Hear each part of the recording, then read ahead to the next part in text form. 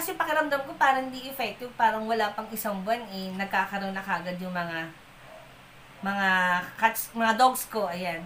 Although mura daw siya, mura naman, kaya lang parang syempre sa atin mga farm parents, naghahanap tayo ng mura, pero safe para sa mga fur babies natin.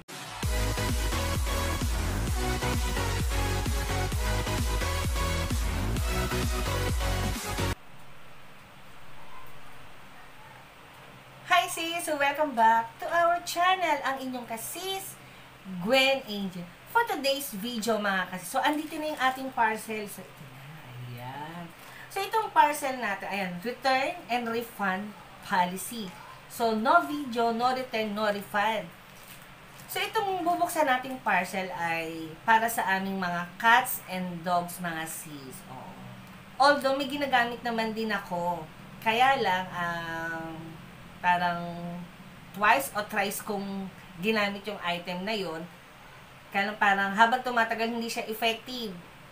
So meron ako nakikitang mga something sa aking mga dogs. Katulad ng isang araw, may nakita ko kay Gustavo, 2. Tapos kaninang umaga, may nakita kami kay Sichi. Oo, 3 daw yun o 4. Buti nila, naka-order na ako. And then, ngayon ko nga siya i-unbox mga kasis. So, itong items na to ay, na-order ko na to dati. Although, gumamit na ako nito noon. Parang thrice, 4 times, parang ganon. Bumalik uli ako dito sa items na to. So, ang in-order ko ay 8 pieces to. Alam ko, yung 2 is 2cc, yung 6 is 1cc. So, ang binayaran ko is 368 pesos. Ayan. So, mga kasis, wag na natin patagalin. Buksan na natin tong ating items para sa aking mga fur babies.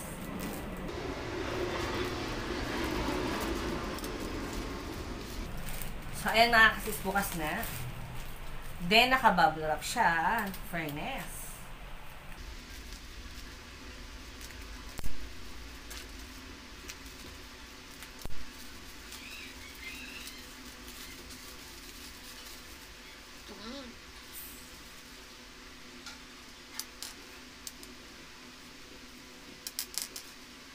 So, ito na mga, chinek ko na muna kung tama yung mga in-order ko. So, ito, order tayo ng 2 2cc. Ayan. Dahil nga mga kasis, meron akong mga kuya dogs dito.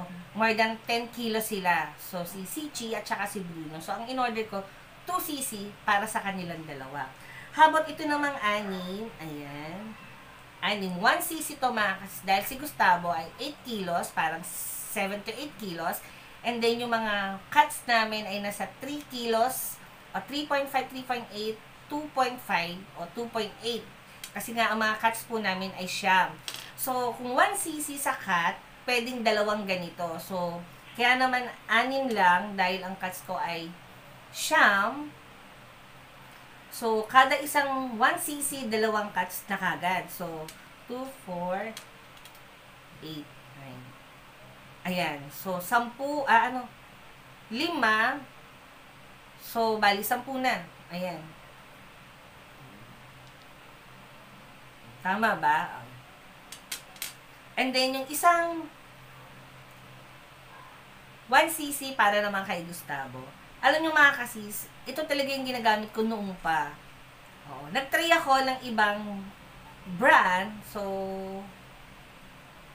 parang feel ko hindi effective eh. Although kasi may nakikita ako, every 2 months naman ako nagpapalit. Pero ito, mas effective siya kasi matagal ko na siyang nagamit. And then, hindi lang yung mga kasisa. Ito rin yung ginagamit namin sa kabilang bahay, sa Taytay. Kasi meron kaming 2 dogs doon na si Bruno, ay si Blackie at saka si Pancho. So, ito rin yung nare-request ko sa kanilang bilhin. And then, papakita ko sa inyo yung isang items na huli kong ginamit. Welcome back mga kasi. So, ito yung aking huling ginamit. Ayan. Kaya lang kasi pakiramdam ko parang hindi effective. Parang wala pang isang buwan nagkakaroon na kagad yung mga cats, mga dogs ko. Ayan.